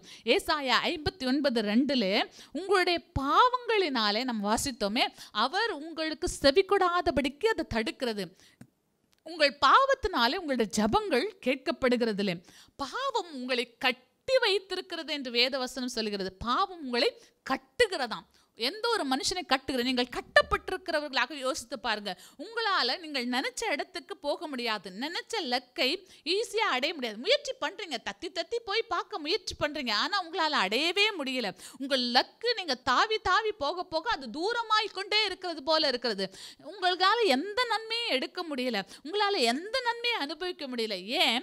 பாவம் உங்களை கட்டி வைத்திருக்கிறது. நீங்கள் புரண்டு படுக்க முடியாதபடிக்கு, நினைத்ததை செய்ய முடியாதபடிக்கு உங்களை கட்டி வைத்திருக்கிறது. இந்த பாவம் உங்களை கட்டக்கூடியது. It will bind you. அது உங்களை கட்டும். உங்களுடைய பாவங்கள் உங்களை கட்டும். உங்கள் பாவம் உங்கள் வாசற்படியிலே படுத்திருக்கும் என்று வேதவசனம் சொல்லுகிறது. அப்போ பாவம் உங்களுடைய வாசற்படியிலே படுத்திருக்கும். யோசித்து பாருங்க, வாசற்படியில் நீங்க எப்போ வருவீங்கன்னு பாவம் படுத்திருக்கிறது. நீங்க உள்ள வரும்போதும் பாவத்தை தாண்டி வரணும், வெளியே போகும்போதும் பாவத்தை தாண்டி வரணும். எப்படி உங்களால் சந்தோஷமா இருக்க முடியும்? எப்படி உங்களால் நற்செய்தியை பெற்றுக்கொள்ள முடியும்? பாவத்திலிருந்து விடுதலை ஆனால் தானே நற்செய்தியை பெற்றுக்கொள்ள முடியும். அதனால் தான் சொல்றோம், சின்ன சின்ன பிள்ளைகள் கூட நம்முடைய வாழ்க்கையிலே போடாதபடிக்கு கர்த்தர் நம்மை காப்பாராக. மறைவான குற்றங்களுக்கு யாரும் பார்க்கல, இட்ஸ் ஓகே அப்படின்னு சொல்லி இராதபடிக்கு தேவன் மறைவான குற்றங்களுக்கு நம்மை விலக்குவாராக. துணிகரமான பாவங்களுக்கு நம்மை நீங்களாக்குவாராக. அவைகள் நம்மை ஆண்டுகொள்ள ஒட்டாதிருப்பாராக. பெரும் பாதகத்துக்கு என்னையும் என் சந்ததியும் என் தேவன் விலக்குவாராக. பாவம் நம்மளை கட்டக்கூடியது. பாவம் நம்முடைய வாசற்படியிலே படுத்திருக்கும். மரண படுக்கையிலே படுத்திருந்தாலும், பாதாளத்தில் போய் படுத்தாலும் அது நம்ம கூட வந்து படுத்துக்கொள்ளுமா? இப்படிப்பட்ட பாவம் ரொம்ப கொடியதா இருக்கிறது. இதை நம்ம கொஞ்சம் தீவிரமாய் சிந்தித்து அதிலிருந்து விலக வேண்டியது அவசியமாக இருக்கிறது. கவனமாய் கற்றுக்கொண்டு பாவத்துக்கு விலகுவது அவசியமாக இருக்கிறது. யோவான் 5:14 அதற்கு பின்பு இயேசு அவனை தேவாலயத்திலே கண்டு, இதோ நீ சொஸ்தமானாய், அதிக கேடானதொன்றும் உனக்கு வராதபடிக்கு இனி பாவம் செய்யாதே என்றார். ஒரு மனிதனை இயேசு சுகமாக்கி விட்டு 38 வருஷம் அவன் வியாதியா இருந்தான். அவனுக்கு உதவி செய்கிறதுக்கு யாரும் வரவில்லை. அப்போ இயேசு அவனை வெகு நாளாய் வியாதியஸ்தனா இருக்கிறான் என்று கண்டு அவனுக்கு சுகம் கொடுக்கிறார். மறுபடியும் அவனை தேவாலயத்திலே கண்டு இயேசு கிறிஸ்து சொல்றார், அதிக கேடானது ஒன்றும் உனக்கு வராதபடிக்கு இனி பாவம் செய்யாதே. More evil things will come if you sin again and again. நீங்கள் மறுபடியும் மறுபடியும் பாவம் செய்வீர்கள் என்று சொன்னால் ஆண்டவர்ட்ட மன்னிப்பு கேட்டுக்கலாம். இந்த பாவம் தானே, பரவாயில்ல, ஆண்டவர் மன்னிக்க தயை பெருத்தவர். ஒரு முறை இல்லை, 1000 முறை தேவ சமூகத்துக்கு போனாலும், 1 கோடி தடவை தேவ சமூகத்துக்கு போனாலும் அவர் என்னை மன்னிக்க தயை பெருத்தவர். அவரிடத்துல திரளான மன்னிப்பு உண்டு என்று சொல்லி தேவனுடைய மன்னிப்பை நீங்கள் ரொம்ப கிராண்டடாக ஏதோ கிடைக்கும் அப்படின்னு சொல்லி ரொம்ப லகுவாக எடுத்துக்கொள்வீர்கள் என்று சொன்னால் more evil effect, more evil things will happen in your life. உங்கள் வாழ்க்கையிலே அதிக கேடான காரியங்கள் நடக்கும். முன்னிருந்த நிலைமையை காட்டிலும் ரொம்ப பரிதபிக்கக்கூடிய நிலைமைகள் நடக்கும். அதனால இந்த பாவத்தை குறித்து நீங்க ரொம்ப கவனமா இருக்கணும். திரும்ப திரும்ப பாவம் செய்யாதபடிக்கு, துணிந்து பாவம் செய்யாதபடிக்கு, பாவம் என்று தெரிந்தே பாவம் செய்யாதபடிக்கு நாம் எச்சரிக்கையா இருக்க வேண்டியது அவசியமா இருக்கிறது. சங்கீதம் 38:3 சொல்லி இருக்கிறது, உமது கோபத்தினால் என் மாம்சத்தில் ஆரோக்கியம் இல்லை, என் பாவத்தினால் என் எலும்புகளில் சௌக்கியம் இல்லை. நான் சொன்னேனே, பாவம் உங்கள் எலும்புகளோடு கூட நீங்க மரித்தாலும் போய் படுத்திருக்குமா. அப்போ சங்கீதக்காரர் சொல்லுகிறார், என் மாம்சத்தில் ஆரோக்கியம் இல்லை, என் எலும்புகள்ல சௌக்கியம் இல்லை. ஏன் ஆண்டவரே, நான் பாவம் செஞ்சதுனால இப்படி இல்லைன்னு சொல்லுகிறார். அப்போ உங்கள் மாம்சத்தில் ஆரோக்கியம், உங்கள் எலும்புகள்ல சௌக்கியம் இல்லாம இருக்குதா? காரணம் உங்களுடைய பாவங்கள். ஆண்டவரே, இந்த பாவத்திலிருந்து என்னை விடுதலை ஆக்கும் என்று சொன்னால் ஆண்டவர் உங்களுக்கு விடுதலை தருவார். There is no comfort in my bones because of the sin. ஆண்டவரே, பாவத்தினாலே என் எலும்புகளிலே சௌக்கியம் இல்லை, என் எலும்புகள் கம்ஃபர்டபுளா இல்லை, நான் கை அசைக்கிறதுக்கே கஷ்டப்படுறேன், எடுத்து சாப்பிட்றதுக்கு கஷ்டப்படுறேன், நடக்கிறதுக்கு கஷ்டப்படுறேன், உட்கார்ந்தா எழும்ப கஷ்டப்படுறேன், முழங்கால் போடுறதுக்கு கஷ்டப்படுறேன் அப்படின்னு சொன்னா கர்த்தர் நம்முடைய முழங்கால்களை பலப்படுத்துவாராக. நரை மட்டும் தாங்குவேன், முதிர் வயதிலும் கைவிடாதிருப்பேன் என்று சொன்னவர். நீங்க தேவனை சந்திக்கிற நாள் வரைக்கும் தேவன் எலும்புகளிலே சௌக்கியத்தை கொடுப்பாராக. உங்கள் வேலைகளை நீங்களே சுறுசுறுப்பாய் செய்து கொள்ள தேவன் உதவி செய்வாராக. நான் எப்பொழுதுமே ஜெபிக்கிறது உண்டு, ஆண்டவரே, நாங்கள் வயதானாலும் எங்கள் வயதானவங்க தங்க வேலையை தாங்களே செய்து கொள்ள, சுறுசுறுப்பாய் செய்து கொள்ள, வேகமாய் செய்து கொள்ள, அவங்களுக்கு நல்ல சரீர சுகத்தை தாங்கப்பா. தங்கள் கடமைகள் தங்கள் பொறுப்புகளை செய்கிறதுக்கு அவங்களுக்கு நல்ல சுகத்தை தாங்க ஆண்டவரே. யாரையும் டிபெண்ட் பண்ணி அவங்க இருக்கக்கூடாது, தங்கள் வேலையை தாங்களே செய்து கொள்ளணும். அவங்க நல்ல காது கேட்கணும், அவங்களுடைய குரல், அவங்க பேசுறது மற்றவங்களுக்கு புரியாதபடி அவங்களுடைய சொற்கள் தடுமாறக்கூடாது. அவங்களுடைய சொற்கள் நல்ல, அவங்களுடைய வாய்ஸ், அவங்களுடைய சொற்கள், அவங்களுடைய பேச்சு தெளிவாக இருக்கணும். அவங்களுடைய காது நல்ல கூர்மையாக இருக்கணும், அவங்களுடைய கண்கள் கூர்மையாக இருக்கணும். எங்களுக்கும் இந்த ஸ்லாக்கியத்தை தாரும் என்று நான் ஜெபிக்கிறது உண்டு. இதை கேட்கிற உங்கள் எல்லாருக்கும் இந்த ஸ்லாக்கியத்தை தேவன் தருவாராக. ரோமர் 8:6 சொல்லப்பட்டிருக்கிறது, மாம்ச சிந்தை மரணம், ஆவியின் சிந்தையோ ஜீவனும் சமாதானமுமாம். எல்லாரும் பாவம் செய்து தேவ மகிமை அற்றவர்களாகி போனார்கள் என்று 3:23 ரோமரிலே சொல்லி இருக்கிறது. அப்ப பாவம் செய்யும் போது நம்முடைய மகிமை நம்மை விட்டு போய்விட்டது. எப்போ ஆதாம் கீழ்ப்படியாமல், தேவனுடைய சத்தத்துக்கு கீழ்ப்படியாமல், தேவனுடைய அந்த விதிமுறைகளை மீறினாங்களோ, அப்போ தேவ மகிமை அவர்கள் இழந்து போனார்கள் என்று வேதவசனம் சொல்லுகிறது. அப்போ பாவம் செய்யும் போது நமக்குள்ள இருக்கிற அந்த மகிமையை இழந்து போகிறோம். நமக்குள்ள தேவன் வச்சிருக்கிற அந்த மதிப்பை நாம் இழந்து போகிறோம்.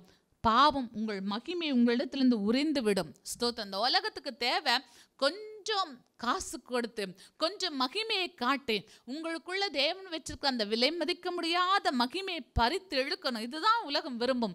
அந்த கன்னிக்கு, அந்த வலைக்கு தேவன் நம்மை விலக்குவாராக. சங்கீதம் 38:4-6 என்றால், என் அக்கிரமம் என் தலைக்கு மேலாக பெருகிற்று, அவைகள் பார சுமை போல் என்னால் தாங்கக்கூடாம பாரமாயிற்று. என் மதிகேட்டு நிமித்தம் என் புண்கள் அழுகி நாற்றம் எடுத்தது, நான் வேதனைப்பட்டு ஒடுங்கினேன், நாள்தோறும் துக்கப்பட்டு தெரிகிறேன். உங்கள் பாவம் நாள்தோறும் உங்களை துக்கப்பட வைக்கும், குற்ற உணர்ச்சிக்குள்ளாக உங்களை மாற்றும். எனக்கு அருமையானவர்களை, என்னை கவனிக்கிற தேவ ஜனங்களே, ஸ்தோத்திரம், உங்களுடைய குற்ற உணர்ச்சி உங்களை ரட்சிக்க முடியாது. நீங்க குற்ற உணர்ச்சியா இருக்கிறீங்க, ஐயோ நான் இதை செஞ்சுட்டேன், ஐயோ நான் இதை செஞ்சுட்டேன் அப்படின்னு நீங்க சொல்லிக்கொண்டே இருப்பீர்கள் என்று சொன்னால், உங்களுடைய குற்ற உணர்ச்சி உங்களை ரட்சிப்புக்குள்ளாக கொண்டு போக முடியாது, உங்களுக்கு ரட்சிப்பை கொடுக்க முடியாது. மனஸ்தாபப்படுகிறது மாத்திரம் ரட்சிப்பை கொண்டு வராது, குற்ற உணர்ச்சி மாத்திரம் ரட்சிப்பை கொண்டு வராது, கொடுக்கப்படுகிற தண்டனைகள் உங்களுக்கு ரட்சிப்பை கொண்டு வர முடியாது, சட்ட திட்டங்கள் உங்களுக்கு ரட்சிப்பை கொண்டு வர முடியாது, உங்களுக்கு கொடுக்கிற பெனாலிட்டி அது ரட்சிப்பை கொண்டு வர முடியாது. அப்போ நீங்கள் ரட்சிக்கப்பட வேண்டும், பாவத்திலிருந்து விடுதலையாக வேண்டும் என்று சொன்னால் நீங்கள் மனஸ்தாபப்படுறதோடு நிறுத்தக்கூடாது. தேவனிடத்தில் வந்து மன்னிப்பு கேட்கணும், மனம் திரும்பி வந்து மன்னிப்பு கேட்கணும். ஸ்தோத்திரம். மறுபடியும் அந்த தவறை செய்ய மாட்டேன் என்கிற உறுதி எடுக்கணும். இயேசு கிறிஸ்துவின் இரத்தத்தினால் உண்டான கிருபாதார பலியை விசுவாசிக்க வேண்டும். அப்போ குற்ற உணர்ச்சியோ, நீங்க துக்கப்பட்டு திரிகிறதோ உங்களுக்கு ரட்சிப்பை கொண்டு வர முடியாது. நாள்தோறும் துக்கப்பட்டு திரிகிறேன், உங்களுடைய துக்கம் அதிகரித்து கொண்டே வரும். நீதிமொழிகள் 14:34 பாவமோ எந்த ஜனத்துக்கும் இகழ்ச்சி, பாவம் உங்களுக்கு இகழ்ச்சியாக வருகிறது, இந்த பாவத்திலிருந்து கர்த்தர் தான் உங்களை விடுதலையாக்குவாராக. எபிரேயர் 10:26 சத்தியத்தை அறியும் அறிவை அடைந்த பின்பு நாம் மனப்பூர்வமாய் பாவம் செய்கிறவர்களாய் இருந்தால் பாவங்களின் நிமித்தம் செலுத்தத்தக்க வேறொரு பலி இராது. ஸ்தோத்திரம். நீங்கள் சத்தியத்தை அறிந்த பின்பு துணிந்து பாவம் செய்யக்கூடாது. ஒரு விஷயம், நீங்கள் பாவம் மன்னிப்பு பெற்றுட்டீங்க, நீங்கள் உங்கள் பாவத்தை அறிக்கையிட்டு இயேசு கிறிஸ்து கிட்ட வந்துட்டீங்க, இயேசு கிறிஸ்துவின் ரத்தத்தினால் மீட்கப்பட்டு விட்டீங்க. நீங்கள் சத்தியத்தை அறிந்த பின்பு மறுபடியும் பாவம் செய்து அவர் மன்னிக்க தயை பெருத்தவர் என்று சொன்னால் தேவன் தம்மை பரியாசம் பண்ண ஒட்டார். எனக்கு அருமையானவர்களே, ஒரு விசை பாவத்துக்கு செத்து நீதிக்கு பிழைத்திருப்போம் என்று சொன்னால் மறுபடியும் அந்த பாவத்தை செய்யாதபடிக்கு மனம் திரும்புதல் அவசியமா இருக்கிறது. யாத்ராகமம் 32:33 வாசித்தால், அப்பொழுது கர்த்தர் மோசேயை நோக்கி, எனக்கு விரோதமாய் பாவம் செய்தவன் எவனோ அவன் பேரை என் புஸ்தகத்திலிருந்து கிறுக்கி போடுவேன். பாவம் செய்தால் உங்களுடைய பேர் ஜீவ புஸ்தகத்தில் எழுதப்படாது. ஜீவ புஸ்தகத்திலே பேர் எழுதப்பட்டவனாய் காணப்படாதவன் எவனோ அவன் பரலோகத்துக்குள்ளே பிரவேசிக்க முடியாது. உங்கள் பேர் பரலோகத்தில் ஜீவ புஸ்தகத்தில் எழுதப்பட்டிருக்க வேண்டும். உங்கள் பேர் எங்கே எழுதப்பட்டிருக்கோ எழுதப்படலையோ, உங்கள் பேர் ஒலிம்பிக் லிஸ்ட்டில் உங்களுடைய பேர் வருதோ, இவங்க ஜெயிச்சாங்க, இவங்க பார்ட்டிசிபேட் பண்ணாங்கன்னு வருதோ இல்லையோ, நம்முடைய பெயர் ஜீவ புஸ்தகத்தில் எழுதப்பட்டிருக்க வேண்டும். உங்களை எல்லாருடைய பெயரும் ஜீவ புஸ்தகத்தில் எழுதப்பட்டிருக்க வேண்டும். அப்போ ஜீவ புஸ்தகத்தில் பேர் எழுதப்பட நான் என்ன செய்ய வேண்டும் என்று சொன்னால், இயேசு கிறிஸ்துவின் இரத்தத்தினால் உண்டான பாவ மன்னிப்பின் நிச்சயத்தை நீங்கள் பெற்றுக்கொள்ள வேண்டும். பாவம் இவ்வளவு கொடூரமானது. பாவம் உங்களை தலைமுறையாக தேவனுக்கு முன்பாக, நியாயாசனத்துக்கு முன்பாக நிறுத்தக்கூடியது. அப்போ அந்த பாவத்துக்கு தப்ப ஒரே அடைக்கலம் இயேசு கிறிஸ்துவின் ரத்தம் தான். இயேசு கிறிஸ்துவின் ரத்தத்தை நீங்கள் விசுவாசித்து உங்கள் பாவங்களை அறிக்கை செய்து விட்டுவிடும் போது அந்த பாவ மன்னிப்பின் நிச்சயத்தை பெற்றுக்கொள்றீங்க.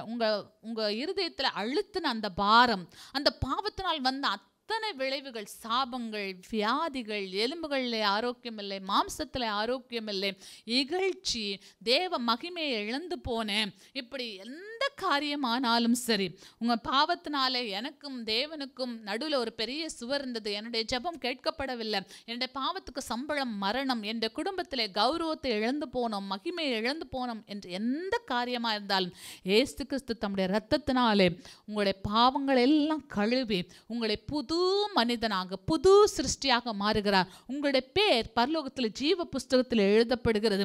ஜீவ புஸ்தகத்தில் பேர் எழுதப்படும் போது நீங்கள் நித்திய ஜீவனுக்கு உரியவர்களாக மாறுகிறீங்க. மறுபடியும் அந்த பாவத்தை செய்யாதபடிக்கு, மறுபடியும் அந்த பிழைக்குள்ளே விழாதபடிக்கு, மறுபடியும் அந்த படுகொலியிலே இறங்காதபடி கர்த்தர் உங்களை காப்பாராக. கர்த்தர் தாமே உங்களை ஆசீர்வதிப்பாராக. மறைவான குற்றங்களுக்கு என்னை நீங்கள் ஆக்கும் என்று சொல்லி ஜெபிக்கிற ஜெபம் நற்செய்தியை பெற்றுக்கொள்ள அவசியமாக இருக்கிறது. துணிகரமான பாவங்களுக்கு என்னை விலக்கும் என்று ஜெபிக்கிறது அவசியமாக இருக்கிறது. வேதனை உண்டாக்கும் வழிகள் என்னிடத்தில் உண்டோ என்று ஆராய்ந்து பார்க்கிறது இந்த மாலை வேளையிலே அவசியமாக இருக்கு. Is there any offensive way in my life? ஆண்டவரே, என்னுடைய வாழ்க்கையிலே ஏதாவது வேதனை உண்டாக்கும் வழிகள் இருக்கிறதா? அதை என்னை விட்டு எடுத்து போடும். Lord, please lead me in the path of everlasting life. ஆண்டவரே, நித்திய ஜீவ பாதையிலே என்னை நடத்தும் என்று தேவனுக்கு ஒப்புக் கொடுக்க வேண்டியது அவசியமாக இருக்கிறது. பாவம் மிகவும் கொடூரமானது. பாவத்தின் விளைவுகள் நம்மை ரொம்ப பயமுறுத்தக்கூடியதாக இருக்கிறது. அந்த விளைவுகளுக்கு தப்ப ஒரே அடைக்கலம் கர்த்தருடைய நாமம், பலத்த துருகம். நீதிமான் அதற்குள் ஓடி சுகமாயிருப்பான். நீங்கள் நற்செய்தியை பெற்றுக்கொள்ள எளிய வழியை, ஒரு அழகான வழியை, நேர்த்தியான வழியை, ஒரே வழியை தேவன் நியமித்து வைத்திருக்கிறார். அந்த வழியை நாம் பற்றிக்கொள்வோமாக. 5வது காரியமாக 1 சாமுவேல் 24:5 தாவீது சவுலின் சால்வை தொங்கலை அறுத்து கொண்டது நிமித்தம் அவன் மனது அடித்து கொண்டிருந்ததாம். தாவீதை கொல்லும்படியாக சவுல் துரத்தி கொண்டே வருகிறார். ஏன் தாவீதை கொல்லணும்னு சவுல் நினைக்கிறார்? சவுல் தானே ராஜா, அவர் ஏன் தாவீதை கொல்ல வேண்டும் என்று நினைக்கிறார் என்று சொன்னால், சவுலை ராஜாவாக்கினது தேவனுக்கு மன கஷ்டமா இருந்தது. அதனால அவர் சாமுவேலிட்ட சொல்லி அடுத்த ராஜாவாக தாவீதை அபிஷேகம் பண்ணிவிட்டார். இப்போ அது சவுலுக்கு தெரிந்ததுனால என்றாகிலும் ஒரு நாள் இந்த ராஜ்ய பாரத்தை தாவீது கைக்கு போயிடும், அந்த நாளில் என்னையும் என் குடும்பத்தை என் பிள்ளைகளையும் கொன்று போடுவான் என்கிற எண்ணம் சவுலுக்குள்ளே வந்து விட்டது. அதனால அவன் கொல்றதுக்கு முன்பாக நாம் கொன்று விட வேண்டும் என்று சொல்லி தொடர்ந்து தாவீதை துரத்தி கொண்டே இருக்கிறார். ஒரு நாள் தாவீது அப்படி துரத்தி கொண்டே வரும்போது ஒரு மலை இருக்கிறது. அந்த மலைக்கு அந்த பக்கத்திலே தாவீதும் இந்த பக்கத்திலே சவுலும் இருக்கிறாங்க. அந்த மலை யாரா இருக்க முடியும்? கர்த்தராகிய இயேசு கிறிஸ்துவாகத்தான் இருக்க முடியும். உங்களை அனுதினமும் துரத்தி கொண்டிருக்கிற சவால்கள், உங்களை அனுதினமும் துரத்தி கொண்டிருக்கிற பிரச்சனைகள், உங்களை அனுதினமும் துரத்தி கொண்டிருக்கிற மனிதர்கள் கைக்கு தப்புவிக்க இயேசு கிறிஸ்து உங்களுக்கும் அந்த பிரச்சனைகளுக்கும் உங்களுக்கும் அந்த மனிதனுக்கும் நடுவிலே பெரிய கண்மலையா இருக்கிறார். சவுல் அனுதினமும் தாவீதை தேடியும் கர்த்தர் தாவீதை சவுலின் கையிலே ஒப்புக் கொடுக்கவில்லை. பிரச்சனைகள் அனுதினமும் உங்களை துரத்தினாலும் தேவன் உங்களை பிரச்சனைகளின் கையில் ஒப்புக் கொடுக்க மாட்டார்.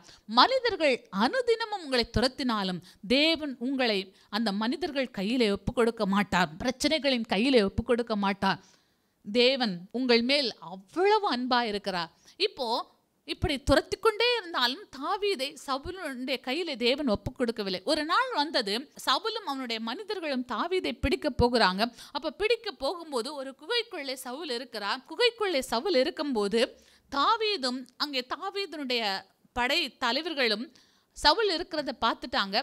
பக்கத்திலே சவுல் பக்கத்திலே அங்கே இருந்த படை தளபதிகள் அங்க தூங்கி விட்டாங்க. எல்லாரும் தூங்கி விட்டாங்க. அப்போ தாவீது கூட இருந்தவங்க எல்லாம் சொல்றாங்க, நம்ம போய் இப்போ உம்முடைய எதிரியின் பிராணனை கர்த்தர் உம்முடைய கையில் ஒப்பு கொடுத்தார், நீர் போய் சவுலை கொன்று போடும் அப்படின்னு சொல்றாங்க. உடனே தாவீது சொல்றார், கர்த்தர் அபிஷேகம் பண்ணினவர் மேல் நான் கை போடக்கூடாது என்று சொல்லிவிட்டு அவர் போய் தான் வந்துட்டு போனதுக்கு அடையாளமாக சவுலுடைய சால்வையை கட் பண்ணி எடுத்துக்கொண்டு வருகிறார். அது வரைக்கும் சவுலும் தூங்கி கொண்டிருக்கிறார்.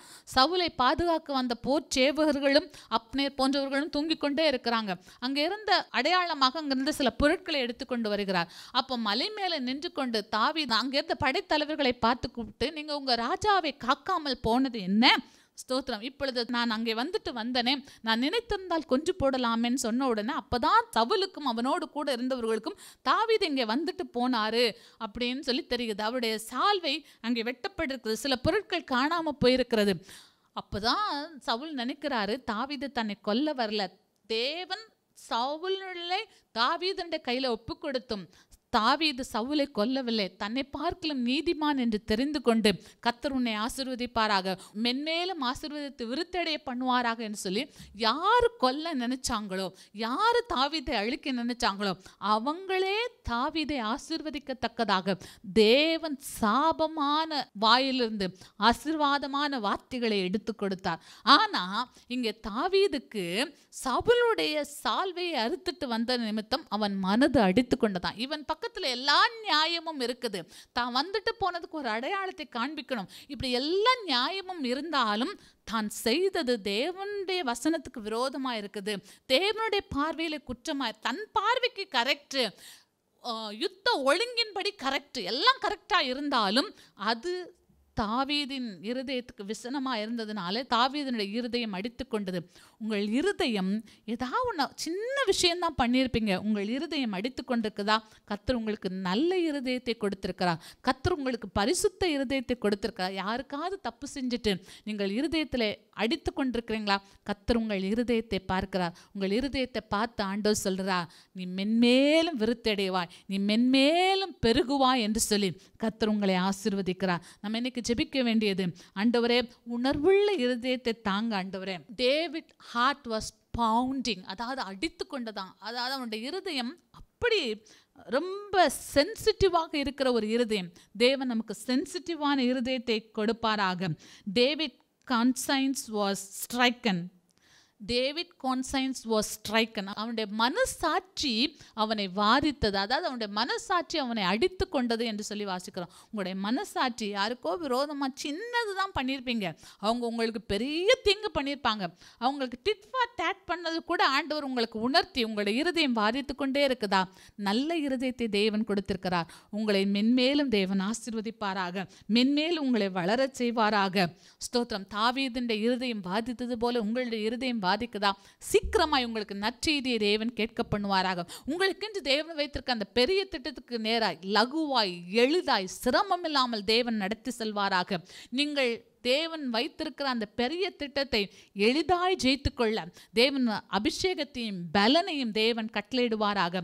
நல்ல இருதயம், நல்ல மனசாட்சியை தேவன் கொடுத்திருக்கிறபடினாலே இந்த மனசாட்சி பழுதுபடாதபடிக்கு கர்த்தருடைய வசனத்தினாலே கர்த்தர் உங்கள் மனசாட்சியை பாதுகாப்பாராக. ஸ்தோத்திரம்.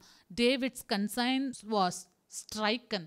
உங்களுடைய மனதும் அப்படி அடித்துக்கொண்டே இருக்குதா? ஐயோ நான் தப்பு செஞ்சுட்டேன், இந்த வார்த்தையை நான் பேசியிருக்க கூடாதுன்னு அடித்துக்கொண்டே இருக்குதா? தேவன் உங்களை நல் மனசாட்சியினால் ஆசீர்வதித்திருக்கிறார். உங்களுடைய விசுவாசம் ஆசீர்வதிக்கப்பட்டதாக இருக்கும். உங்களுடைய அன்பு மாயமற்றதாக இருக்கும். கர்த்தர் உங்களை ஆசீர்வதிப்பாராக. தொடர்ந்து சில விஷயங்களை நாம் வருகிற வாரங்களிலே பார்ப்போம். இப்பொழுது கண்களை மூடி ஜெபிப்போம். எங்கள் பரலோக தேவனே, இயேசு கிறிஸ்துவினுடைய புண்ணிய நாமத்தினாலே நம்முடைய பரிசுத்த சமூகத்தில் இம்மட்டுமாய் நாங்கள் அமர்ந்திருந்து அநேக நல்ல விஷயங்களை கற்றுக்கொண்டோம் ஆண்டவரே. எங்கள் இருதயம் அப்பா உமக்கு முன்பாக நேர்த்தியாக இருக்கட்டும், உமக்கு முன்பாக உத்தமமாக இருக்கட்டும். அப்பா எல்லாரும் முகத்தை பார்க்குறாங்க. நீங்கள் எங்கள் உள்ளங்களையும் உள்ளந்திரியங்களையும் ஆராய்ந்து அறிகிறீர். எங்கள் நினைவுகளை தூரத்திலிருந்து அறிகிறீர். ஆண்டவரே ஸ்தோத்திரம். எங்களை நல்ல பாதையிலே நடத்தும். வேதனை உண்டாக்கும் வழிகள் ஒருவேளை எங்களிடத்தில் இருந்தால் அதை எடுத்து போடுங்கப்பா. எங்களுடைய தவறுகளை உணர்ந்து கொள்ளக்கூடிய இருதயத்தை தாங்கப்பா. அப்பா lord help us to realise our own errors master. ஆண்டவரே எங்களுடைய சொந்த தவறுகளை, சிறு சிறு பிழைகளை கூட நாங்கள் கண்டு உணர்வடைந்து மனம் திரும்பத்தக்கதாக தேவன் எங்களுக்கு ஞானமுள்ள இருதயத்தை தாங்க. மறுபடியும் அந்த மிஸ்டேக்குள்ளே விழாதபடிக்கு கர்த்தர் எங்களை கரம் பிடித்து நடத்துவீராக. உங்களுடைய பிள்ளைகளுக்கு என்று என்ன நற்செய்தி இந்த நாட்களில் வைத்திருக்கிறோ அந்த நற்செய்தியை ஒவ்வொரு நாளும் உடைய பிள்ளைகள் பெற்றுக்கொள்ளட்டும். ஒவ்வொரு நாளும் ஒவ்வொரு மணி நேரமும் அவர்களுக்கு நற்செய்தியாக இருக்கட்டும். அவருடைய பாத்திரங்கள் எல்லாம் நிரம்ப ஜெபிக்கிறேன். அவர்கள் மென்மேலும் விருத்தடைய ஆசீர்வதிக்கிறேன். அவருடைய மேன்மை பெருக நான் ஆசீர்வதிக்கிறேன். அவர்கள் எல்லைகளிலே பாவம் வராதபடிக்கு உம்முடைய கிருபையினால் அவர்களுடைய எல்லைகள் பாதுகாக்கப்பட்டிருக்க ஜெபிக்கிறேன் ஐயா. ஆண்டவரே ஸ்தோத்திரம். பாவம் அவர்களை மேற்கொள்ளாதபடிக்கு அவர்கள் உம்முடைய கிருபைக்கு உட்பட்டிருப்பார்களாக. உம்முடைய கிருபை பெருகட்டும். ஆண்டவரே உம்முடைய கிருபையிலே நாங்கள் பலப்படுவோமாக. கர்த்தாவே உம்முடைய சத்துவத்திலும் உம்முடைய வல்லமையிலும் நாங்கள் பலப்படுவோமாக. எங்கள் மீட்பரும் எங்கள் இரட்சகருமாகிய எங்கள் இயேசு கிறிஸ்துவினுடைய புண்ணிய நாமத்தில் ஜெபிக்கிறோம் எங்கள் நல்ல பிதாவே. ஆமேன். ஸ்தோத்திரம். தொடர்ந்து அடுத்த வாரம் இன்னும் சில காரியங்களை நாம் கவனிப்போம். கர்த்தர் தாமே நமக்கு ஆசீர்வாதமாக்கி கொடுப்பாராக இந்த பைபிள் ஸ்டடியை. ஆமேன். ஸ்தோத்திரம்.